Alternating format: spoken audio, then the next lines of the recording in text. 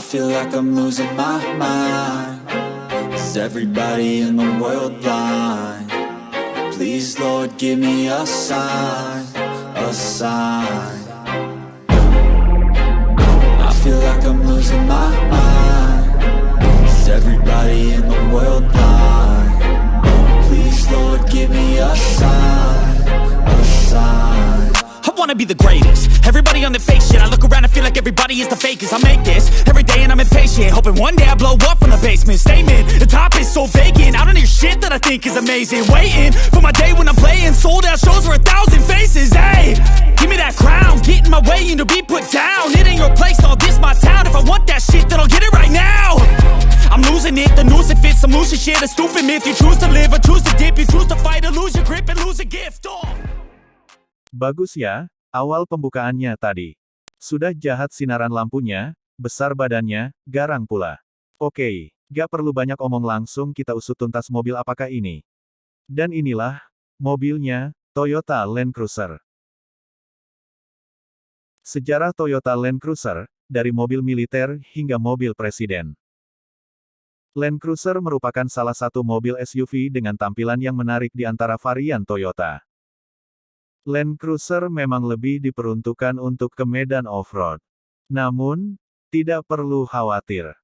Dan juga bisa memanfaatkan Land Cruiser sebagai moda transportasi dalam kota.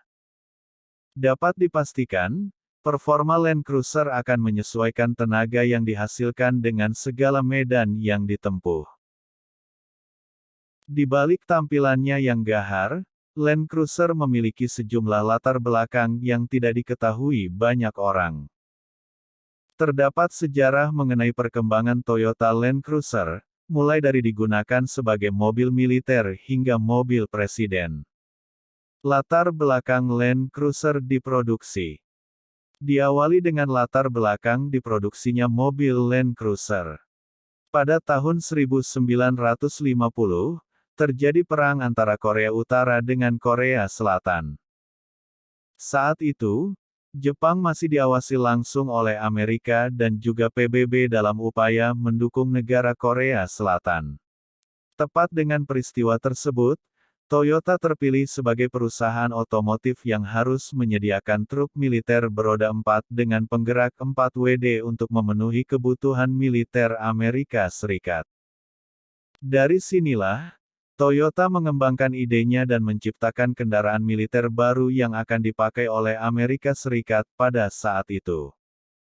Toyota Land Cruiser BG Series, tahun 1951 sampai tahun 1955. Toyota berhasil memproduksi mobil prototipe Jeep pertama AK-10. Pada tahun 1951, Toyota menampilkan kendaraannya itu ke National Police Reserve, NPR, agar dapat dijadikan sebagai kendaraan militer nasional. Namun, tidak semudah itu. Sayangnya, pihak National Police Reserve, NPR, tidak terlalu tertarik. Tidak berniat untuk menyerah pada kegagalan pertamanya. Kemudian, Toyota berusaha membawanya mendaki sampai tingkat ke-6 Gunung Fuji. Usaha membuahkan hasil, pihak National Police Reserve, NPR, mengetahui berita tersebut dan akhirnya menyetujui Toyota sebagai perusahaan penyedia kendaraan. Butuh waktu sekitar 2 tahun bagi Toyota untuk memproduksinya lebih lanjut sekaligus memproduksi kendaraan jenis berbeda, mulai dari kendaraan pemadam kebakaran, pickup, hingga kendaraan mobilitas kota. Di tahun 1954, Toyota mengubah nama Toyota Jeep BJ menjadi Toyota Land Cruiser. Setahun setelahnya yaitu tahun 1955,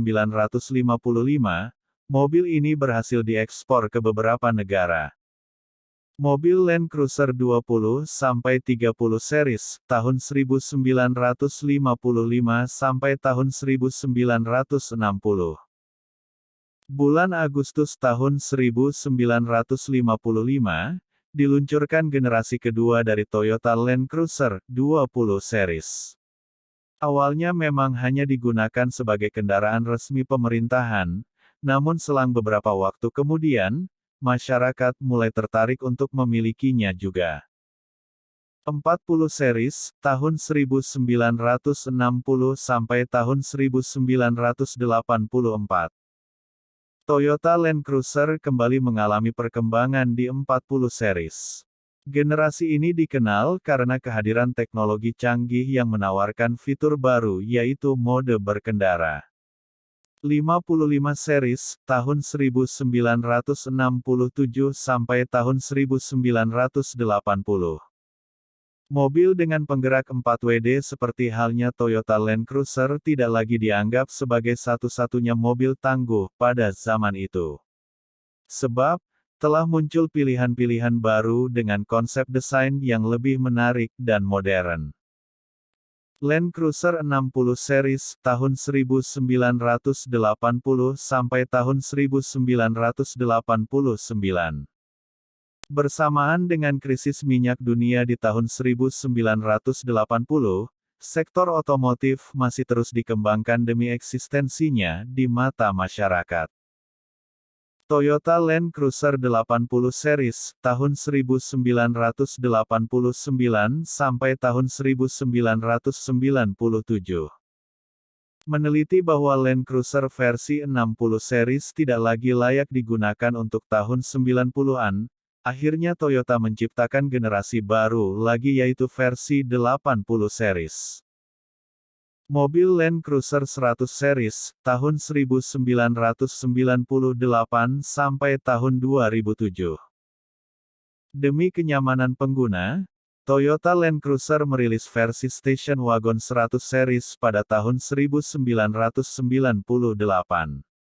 Tampil semakin tangguh tidak hanya di medan off-road, tapi juga di medan on-road.